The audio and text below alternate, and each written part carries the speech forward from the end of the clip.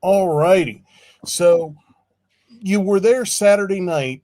You Hmm. were at the Penn State game. You saw it on TV. You saw the players. You saw the signs come from above.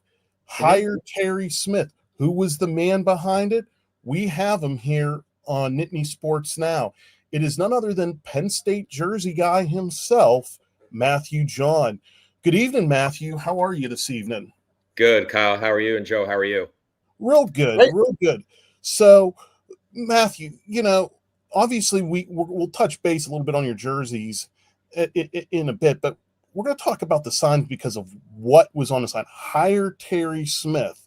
So, Penn State was going into a game with Nebraska that, you know, I think that was more of a 50-50 battle. What was the idea of making this happen, and how did you implement this to happen? Start just telling us how that all went down. Sure. So I think some of it actually dates back to earlier in the year. And I run an Instagram page, Penn State Jerseys. That's my handle. And it's dedicated to um, preserving the history and telling the story of Penn State football. And I share my jersey collection, my candid videos and pictures from games, behind the sidelines, and certain clips that other fans can enjoy and celebrate. I don't do any hot takes, any opinions or anything like that. It's just, hey, listen, there's enough of that online. This is just the history and the tradition of the program, and that's what's there. And after Penn State lost to UCLA, there was really a quite an outcry from the whole fan base and how upset everyone was and how much the expectations of the season really were affecting the fans, right? And the performance of sports teams affects fan bases in a lot of different ways. And I wrote this like open letter, which I posted on basically why I'm a Penn State football fan. And really, as much as the wins and losses are great, the camaraderie and family feel of taking your family and friends to a Penn State game, and how many great memories Penn State football creates and brings people together. I try to reset people's perspective on like seeing the bigger picture, and I got an outcrying amount of support from it and appreciation. I had a fan reach out and say, "Hey, I was going to take my father to the Northwestern game. He was really sick, and we were going to cancel it. And I read your post, and we wanted to go and create memories with our family." So it was really awesome to hear that, and I felt I kind of created some credibility with a lot of different fans through that in terms of what's really important with Penn State football and what we should be looking for, to help lead this team. And then fast forward to James Franklin getting fired after the Northwestern game. The first person that I thought of to be head coach, I texted my wife literally within minutes saying, Terry Smith, head coach, Justin King, general manager. And she's like, "Oh, okay." She's like, "Well, do you think other people will understand that and get it?" And I said, "Well, I do, because I actually was first introduced to Coach Smith in 2004." And people say, "Well, how were you introduced to Coach Terry Smith in 2004?" And funny enough, at the time, his son Justin King was the number one defensive back in the country at a Gateway High School. And at the time, he was one of the top recruits in the country. And Joe and Kyle, I'm sure you both know that Penn State was coming off 3-8 years, and they were 3-8 and then 4-7. And I sat through every home game that year, including the 6-4 loss to Iowa, I was there too. where Robbie Gould missed 3 field goals. And my friends who are 49ers fans say, "Oh, Robbie Gould, Hall of Fame." I say, yes, he was in the Hall of Fame, but there was one point in time where he missed 3 field goals and we lost 6-4 to Iowa. So that was that was the roughest patch in the history of Penn State football. And, at that point in time, to get Justin King, the first 5-star recruit from that class with Derek Williams and Jerome Hayes, to commit to Penn State early on, that meant a lot to me as a fan. That, here's someone who wants to turn the program around. And I started just reading about, his profile. He's going to come play here. And I saw that he produced a documentary on like the day in the life and the senior year of Justin King and his recruitment in Gateway High School, and it was a CD they sold on the site. And a lot of people listening to this under 30 don't know what a CD is, but it's like this round object that it's kind of like a VHS for people even older that you just plug in and you watch. And it was a whole documentary on the Gateway High School team, Justin King, the highlights of the season. And there was a lot of clips of Coach Smith. And one that stood out to me that was in the video was Gateway won their playoff game 27-0 in the first round. And he is basically dressing down the team, saying basically that we did not play to our standard. I don't care what the scoreboard is. Like, the film don't lie, and this is not the standard that I expect of you. And we're going to come in on Saturday and put our pads on and practice. And I heard that at that time, and I was like, I heard like my high school basketball coach, my CYO basketball coach, like we all had those coaches, right, growing up that held us to a really high standard. And I was like, man, this guy, I keep an eye on this guy. He played at Penn State. He's building a program. His son's the number one player at his position. And I always followed him. And then when he got the job at Temple, I was like, oh, wow, that's good. Like, he's really moving up. Then he came back to Penn State about 10 years ago, and I started to make all those connections. And I've always followed the defensive backs because of him, and always thought they did better than any position group. And we're known as linebacker U, but the only active linebacker in the NFL right now is Kobe King with the Jets. And we have about 7 or 8 active defensive backs, all that Coach Smith recruited and developed. And I look back year after year, we've put more defensive backs in the league over the past 10 years by wide margins than linebackers. I was like, he's really doing a phenomenal job in his area of expertise. And as soon as Coach Franklin was fired, like, I thought of that clip and I posted that on my Instagram page to say, hey, listen, like, most fans don't know who he is, but here's the type of guy that would be leading our program, where the standard is the standard, right? And you hear Nick Saban say that all the time. I don't care about the scoreboard. Like, that's a famous clip of him, undressing, verbally AJ McCarron. Remember, during the game, they were up and he's yelling at them. And I had that connection there. It's like, that's what we need, a different style of leadership. And I just started posting more and more about him on my page to my audience, to fans, so they can get more familiar with him, to lay that foundation. And then seeing and listening to his press conference, that was just incredible, about his story coming to Penn State and the whole journey and how much it meant to him.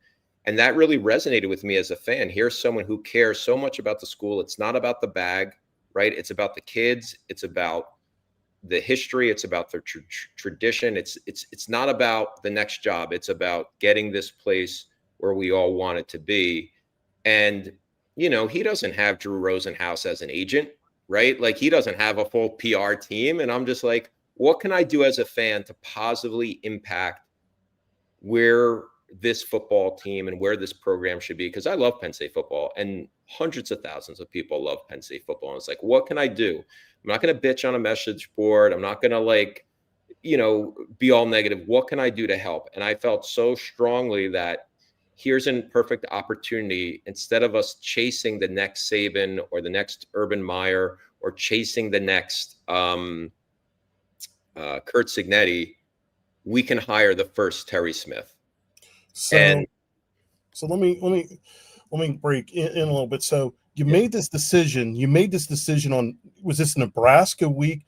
Did you feel this the same way? Did you feel the same way about this during the Indiana game week? Oh, yeah. I mean, you look at my Instagram posts. I had hired Terry Smith. So I mean, I have some going back like early on. Like my first one I threw out there, I put the standard is the standard. This one I put out, this was over a week ago, even after the Indiana game. So now that the dust has settled from the James Franklin era, how do you feel? I know you said you're not big into giving out, opinions, hot takes. No, okay, okay. Yeah, I mean, like, I want my page. I don't want my page. And well, I was just going to ask, how do you think Coach Franklin did in embracing the history of Penn State? Because that's an area where I think a lot of people feel he fell short. I mean, I think it's a good question. I think he was put in a tough spot, right? Because there was clearly some people in the administration who wanted to move on from Joe Paterno. I mean, they removed the statue, right, wrong, or indifferent. They removed the statue, and his job was to lead the program forward. So I think he was in a tough spot for a long period of time, trying to manage a lot of different kind of voices there and different agendas. I think he tried to embrace it as much as he could, but I think he also wanted to put his own brand on the school. And I think that created some fragmentation and led to some of the lack of alignment. And that doesn't mean we have to necessarily pay homage to Joe Paterno every single week. But I think he just really struggled in that area. And I think that created a lack of alignment with certain lettermen and certain power brokers at the school, which in some ways made his job more challenging. So you do the sign, okay? You get the sign into the stadium, obviously. Mm-hmm. How did you get it to the field where it started to get proliferated by the players? Were you anywhere near the bench? So I went into this week totally with a plan. I'm getting tickets on the 50-yard line right behind Penn State's bench. I'm going to get them right behind the legend seats where all the recruits, the top donors, all the big season ticket holders are. And I printed out 150 signs, and I had my big sign, and I started handing them out on the way inside the stadium. And I started walking in when the players were walking in, and they do the walk from the buses. And I was holding my big sign, and I just started having people come up. Hey, can I have a sign? Can I have a sign? Mr. Coach Smith's family was out there, and they were even asking, hey, can I have a sign?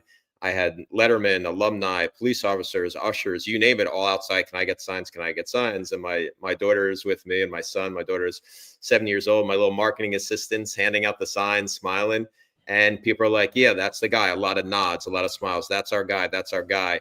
And so I kind of thought I was onto something, but I still had probably about 130 or 125 signs left. So I went into the stadium, and I wasn't going to start just handing them out anything. I started having conversations with the people around me, which again are the 50-yard line. And these are some of the big season ticket holders. And as the game went on, people said, hey, do you have a sign? Can I have a sign? And it was almost like the Oprah thing. You get a car, you get a car, you get a car. Signs that you have at the 50-yard line? I had about 125 signs. And as the game went on, more and more people came up and said, hey, basically can I get a sign? Can I get a sign? I started handing them out. And really when my son wanted to go get a Gatorade at halftime. So I went down, and when I came back up, people saw me there, and they saw my bigger sign that I was holding up, and people just started coming up more and more and more. And then what happened was probably midway through the fourth quarter, I had just an influx of people when they started leading the Terry chant. I had recruits, parents, lettermen, players' parents, season ticket holders, the police, ushers, everyone, old fans, young fans, you name it.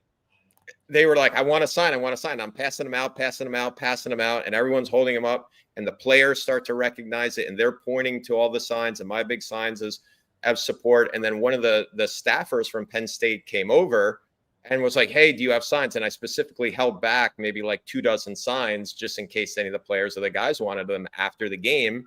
And the guy came over. I said, you bet, here they are. And he took them. He started passing them all out.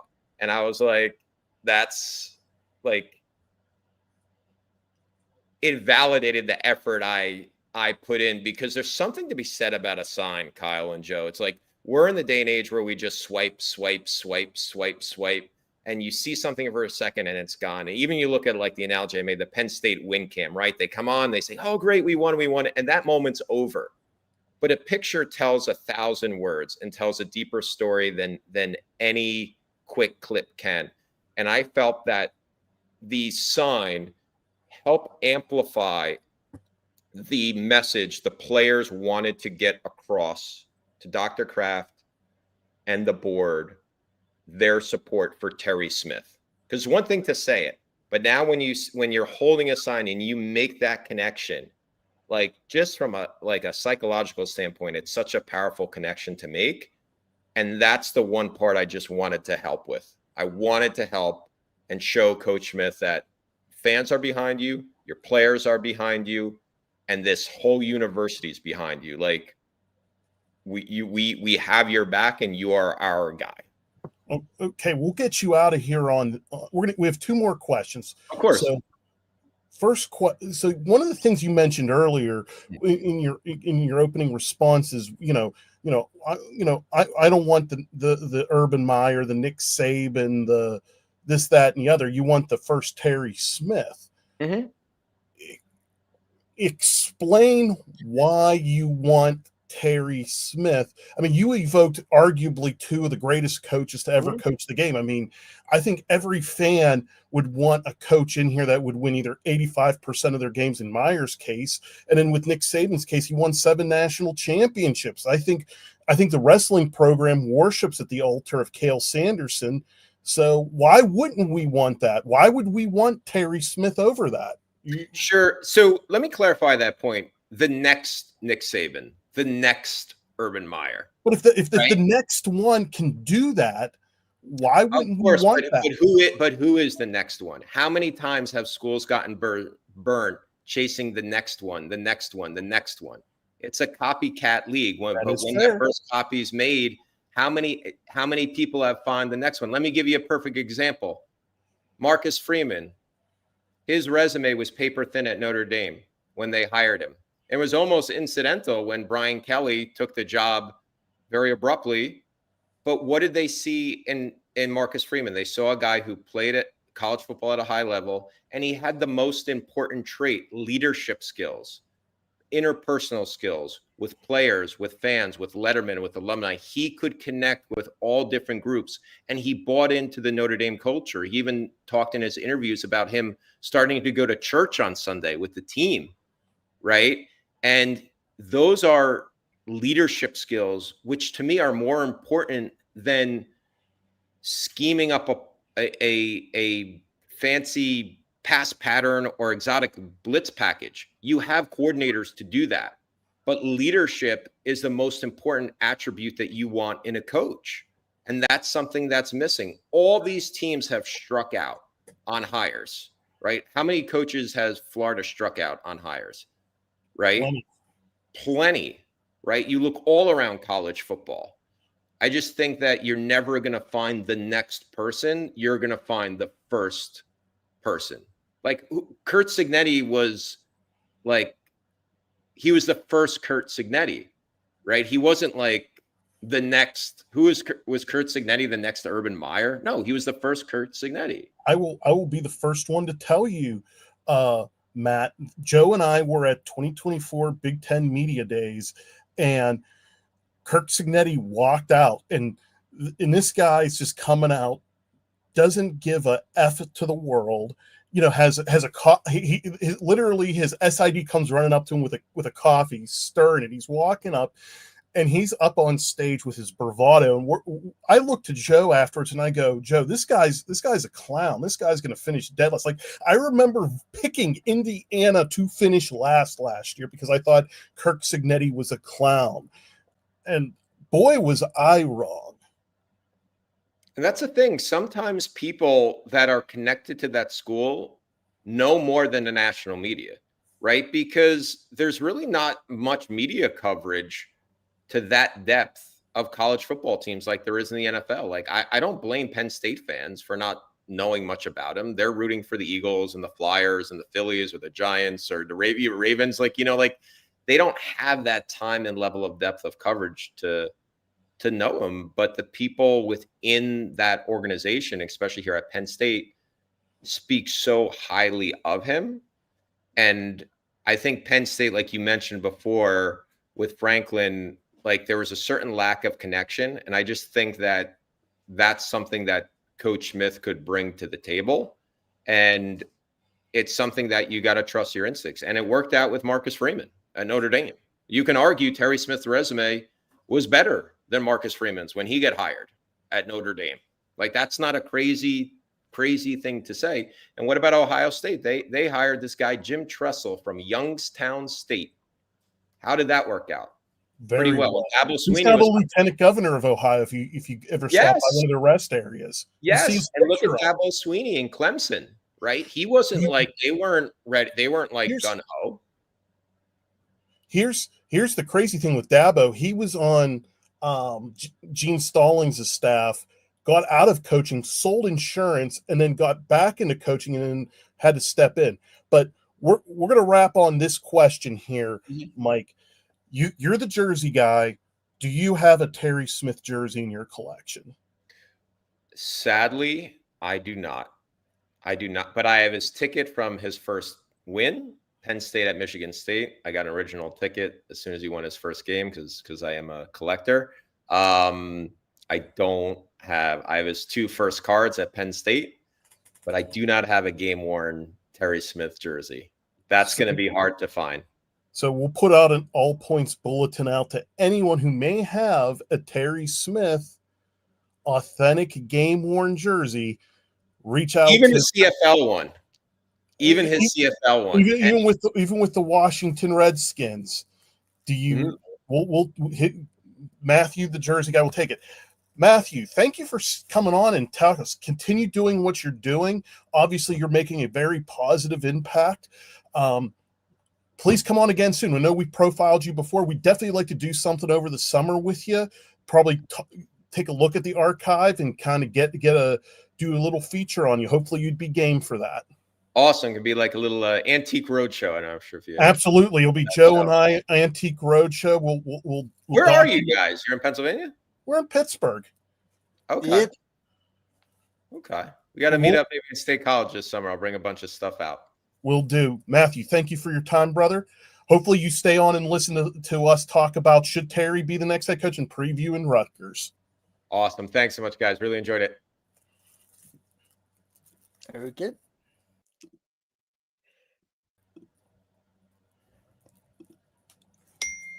All right. Well, that was good stuff. Learning the story behind the guy who came up with the signs for calling for Terry Smith's hiring. And that's going to be the focus of this episode of Joe and the Fatman, Joe Smeltzer, Kyle Fatman, Golik, Nittany Sports Now with you as always.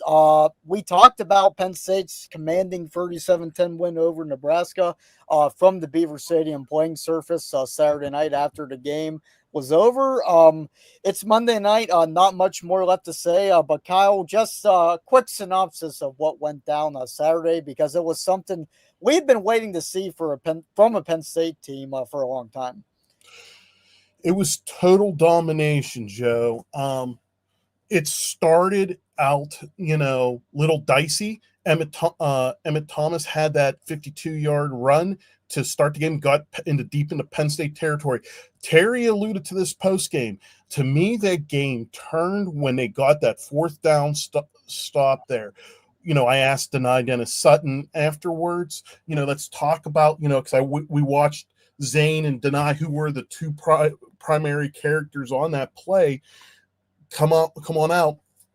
Zane shot the gap perfectly. He alluded to that this was his goal line, their traditional goal line package, and he did it so well enough it opened up for Zane to be able to go in and make the play. To me, when that happened, Joe, and when Penn State responded with a touchdown, what that said was, we're in it to fight here, and if you're not going to hit back, we're just going to keep hitting you, and they bludgeoned Nebraska.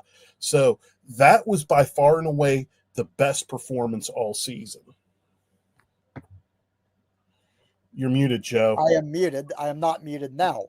That performance led to a conversation we just had with the guy who came up with the hire Terry Smith sign. So that led to Terry Smith's name being chanted across Beaver Stadium. That led to Terry Smith taking a victory lap off the field, and then a bit of a victory lap in his post-game press conference too. I was a prisoner of the moment Saturday with those who watched our post-game video from the field know what I'm talking about. I was kind of gung-ho with the idea of Terry Smith being promoted to full-time. Kyle, right away, you kind of said that you still weren't sold, and now that the dust has settled from Saturday night, I'm kind of back in that camp. I won't act like I'm not more convinced of Terry Smith's hiring than I was before the Nebraska game and before the Michigan State game. But I'm back in the camp of Smith's probably not the right guy, and that hiring him would be more of an emotional thing than anything else. But Kyle, let's talk about that. Is there anything Terry Smith can do to kind of change your mind and sell you on him being the next guy? So when I drop my coaching hot board after the Rutgers game, if Penn State were to win that game, which they should, Terry Smith will make his appearance on the hot board for the first time. He's probably going to be in the middle of the pack, either 3 or 4. That is he has never appeared or has not been mentioned. I think I am on record. You can watch a lot of our stuff on YouTube. You will see that I have been firm in not the Terry camp. Was any of the emotions, even in my column today, some people might think, Kyle, are you a Terry person? I think Terry's a bona fide candidate. If this was a perfect world and it could set up like this, if Terry Smith won on Saturday and Penn State could wait until the bowl game and they win the bowl game, Terry Smith to me then would be at that point, if Penn State did not have a coach and they were able to afford that time to be able to get things figured out, I would have Terry Smith right there at the top with Chesney and Hartline, okay, on equal footing at a 4-3 mark. And I told you this on Sunday, Joe, as we were eating breakfast or brunch or whatever you want to call it. Had Penn State closed out Indiana or even Iowa to an extent, I would think Terry Smith would be the lead candidate at this point. Unfortunately, what the problem is, you got an early signing period, and then you got a portal to address, and you have a potential bowl game in there. So when you're looking at all these things, I think Terry has earned the right to be amongst the candidates. And I would even say, Joe, and this may be me pushing it to a level, I think Terry Smith is a finalist for the job. Is he worthy? Does that mean is he worthy to get it? Yes. But in the same token, it's depending on who the other finalists are. If it's a Chesney and a Hartline, Smith is right in line with it. But if there's that, if Pat has something up his sleeve that none of us know, kind of like the Hulk Hogan NWO turn, it's one of those things that, I think Terry's batting third in that lineup, in my opinion. Yeah, it depends how many finalists there are, really. If it's like the Heisman Trophy where there's only 3, maybe Terry's in there, maybe he isn't. If it's like a top 8, I'd say he's absolutely in there. But I think the biggest change that came from this weekend, and credit to John Sauber and Audrey Snyder, our colleagues who work at independent outlets independent for each other in the print world, but are co-hosts of the Nittany Dispatch. Both of them said that, well, I don't know if Audrey flat out said it. John certainly said that he doesn't feel, his personal opinion is that Terry Smith will not be back at Penn State unless he is the head coach. He didn't say that from a reporting standpoint. He said that from like what he personally sees Terry doing right now. If you ask me, and I'm going to agree with John, if you asked me before the Nebraska game, I would have said that, Terry's probably going to be back on the staff in some capacity if he isn't the head coach. But after hearing him lobby for himself pretty hard on Saturday night and then hearing him lobby some more in his Monday presser, I think it's looking more likely, and this isn't based on any intel, to be clear, but it's looking more likely like if Terry isn't the head coach, he's going to go somewhere else, and that somewhere else is probably on James Franklin's staff at Virginia Tech. We saw how the Larry Johnson situation ended where, after Bill O'Brien left, they ended up hiring James Franklin, and Larry Johnson ended up moving on to Ohio State. I think it's going to be more like that than it would be, say, 2011 when Luke Fickell's the interim guy for a whole season at Ohio State. Urban Meyer comes in and Luke Fickell stays on and becomes Urban's right-hand man. Yeah, I think Terry's that's going to be a big emotional letdown and a heartbreak not to get the job. So if that is the case, I'm with you, Joe. I don't see Terry Smith returning in that regard. Just take it just from a human element perspective. If you're lobbying for something, Joe, if you're gunning for something, Joe, and you don't get it, would you still participate? Like, something eerily happened to me recently. Someone's like, hey, we don't want you to do this anymore, but we hope you might jump into this line. And I'm like, looking at him like, are you effing crazy? We all can relate to this, so it shouldn't surprise. Like, people have to realize Terry has assumed the role of head coach. He has been the head coach now for 5 weeks, 5 games, I think 6 or 7 weeks. I don't know with the buys and whatnot.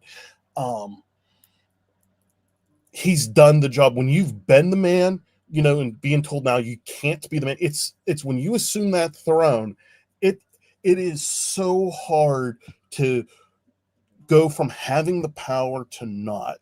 And Yes. I think it would be hard for Terry. I'm not saying he couldn't do it, but I think from a human side, Joe, I think we all would understand if for some reason Terry would want to move on if he doesn't get the head coaching job.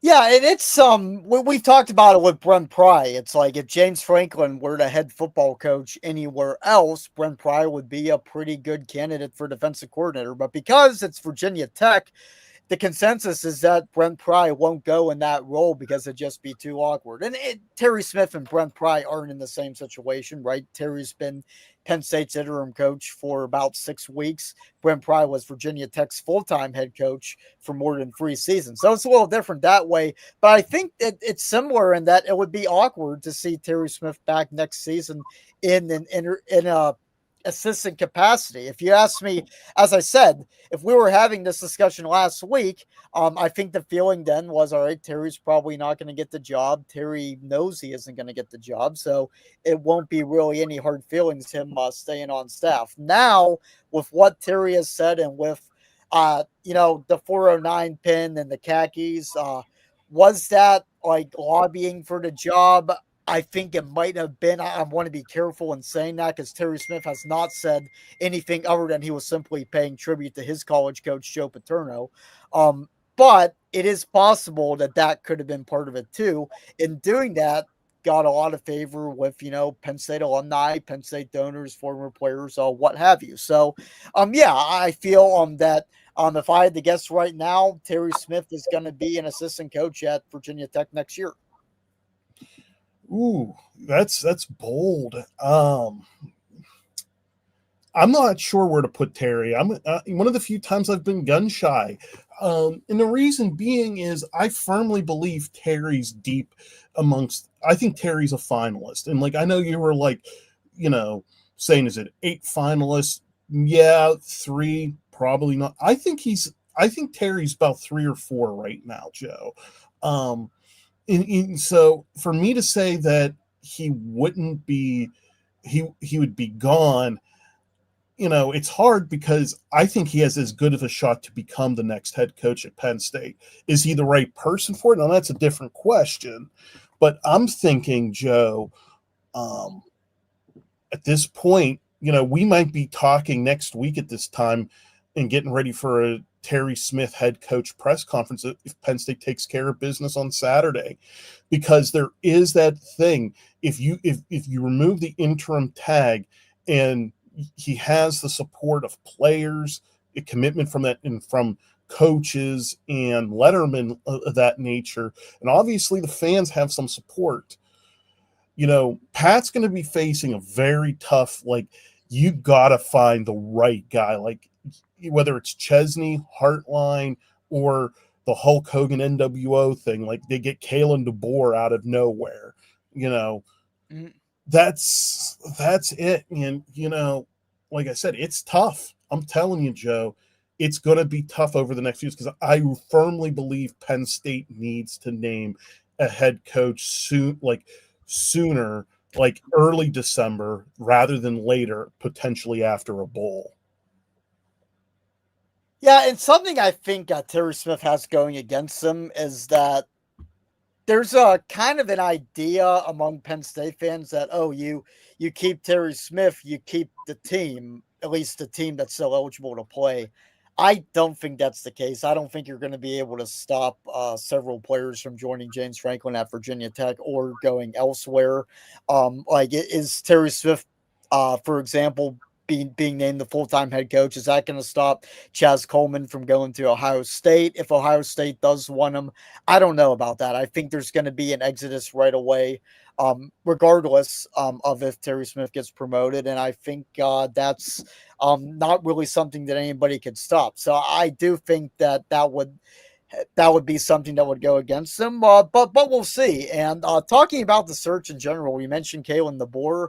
I think people misrepresented what John Sauber reported, and that being that Kalen DeBoer is a target of Penn State. John said nothing. I don't want to speak too much for John, but John said nothing about Kalen DeBoer being interested in Penn State. He certainly did not predict that Kalen DeBoer would take the Penn State job if offered the Penn State job. All he said was that Penn State is targeting Kalen DeBoer, and why wouldn't they? This guy's a winning coach, and Penn State needs to at least try to get somebody of that ilk. But of course, people misrepresented that, and that even got all the way to Paul Feinbaum, who called out the reporting of Kalen DeBoer being a target of Penn State. So I don't know. I think John is absolutely right in reporting that Kalen DeBoer is a target, but people are gonna misrepresent what they want to misrepresent. Yeah, again, I've always said this, and this is I try to explain this to people in social media that have asked me and whatnot. There's three distinct categories: target, candidate, finalist. They're not all the same thing. Okay, it's like the analogy I said to you, Joe, before we went on. I'm looking for a new car. I may be targeting a Ferrari as my next car, but if I look at my bank account, it may not be conducive to what financial funds that I have. So my Ferrari target may be my long-term target to one day have, but I may be settling for a Subaru or a different type of vehicle. So just because it's being reported that Penn State's targeting Kalen DeBoer doesn't mean he's a candidate, and it doesn't mean he's a finalist. There are three distinct stages. Someone can be a candidate, meaning I would say Mike Elko was a candidate, meaning like Penn State had pushed it enough where Texas A&M had said, hey, I need to be able to ante up to retain this guy. Yeah, I think Drakewitz and Chesney certainly are candidates. Yeah. So we're going to find out who are finalists here soon by maybe some sort of action. Typically that doesn't always come out. But it's going to be interesting, Joe, to see what it is. I didn't have a problem with Sauber, as he began articulating more targeting as his thing. It's not like how Heather Denich was like, well, Penn State could talk to anybody because they got the money. Well, no crap that they could talk to anybody because they have the money. It's more or less of who, like, when I've been doing my list, Joe, and this is for the audience, I'm thinking of folks that are either in the candidate or the finalist stage. So like John will flat out tell you he's looking more at what are targets, because that's where he feels the reporting is. It's no one's right, but at least you're getting it from two different vantage points. So I'm trying to at least be very realistic. That's why when you look at my hot boards, it's different than what you see on BWI or Fight on State, because they're taking a look at more the front side of it. I'm trying to forecast well beyond what they're doing. They're trying to get you, and but all reporting on that's good. It's just from you as an audience member, it's what do you want to digest? Right. Well, before we end this, let's talk about Rutgers a bit. Rutgers is a team in a similar situation to Penn State, although there are a lot of differences. But both teams have the same record of 5-6. Both teams need to win to shore up bowl eligibility. Rutgers is a team that Penn State has beaten consistently. Rutgers has 0 wins over Penn State since it joined the Big Ten in 2014. But Rutgers teams, they've played Penn State tough before. You know, Greg Schiano is a tough coach. Rutgers is perennially a tough team defensively, and that's what Terry Smith expects. Schiano was an assistant at Penn State when Terry Smith was a player at Penn State. This could change. This is only Monday night, so our predictions could change. But as of now, I'm going to go Penn State 31, Rutgers 10. I think it's similar to the Michigan State game to where Rutgers is in the game for a half or maybe a little bit more, but Penn State just wears Rutgers down at the end. Nick Singleton breaks the Penn State touchdown record, and Katron Allen gets to 4,000 yards, which no Penn State running back has ever done. So, you know, I've always tried to say, because, you know, when you talk to coaches, Joe, and know people, what happens one week isn't transitive to the next week. So, I mean, I'm going to lightly use it, but what Penn State has faced defensively throughout the season has been far more difficult than what Rutgers has been able to do. They're currently 116th in the country in scoring defense, giving up almost 32 points a game. So you start looking at that, and they are the Big Ten's worst rush defense. I think they're allowing 200 rushing yards a game, 202. So when you have those sorts of things, you know, Antoine Raymond is literally their only weapon offensively that's going to put scare, kind of like what Emmett Thomas did last week. You know, quarterback-wise, I'm not even going to attempt to pronounce this guy's name. I know his name is Ethan. I'll let you, Joe, try to botch it because I'm not, you know, he hasn't been that spectacular. But in a lot of ways, what Schiano and his team has done is use him very similarly to how Penn State's using Grunkmeyer. But I think Grunkmeyer's a lot more talented than this Rutgers quarterback. Kalia Kamanis, and I'll let you, that's me botching it. So Kalekamanis is, I think, how it goes. I'm not. Yeah, I'll let you roll with that. I really like where the Penn State defense is. They are hungry. Like, I haven't seen them like looking like this is like the first time I've seen them like in the 22-24 form, you know. And believe it or not, even through all their issues, they're a borderline top 25 scoring defense. So I got a lot of hope with this. I like Penn State, Joe. I like Penn State. I think it's going to be a little bit tougher. I'm going to go 34-19 myself.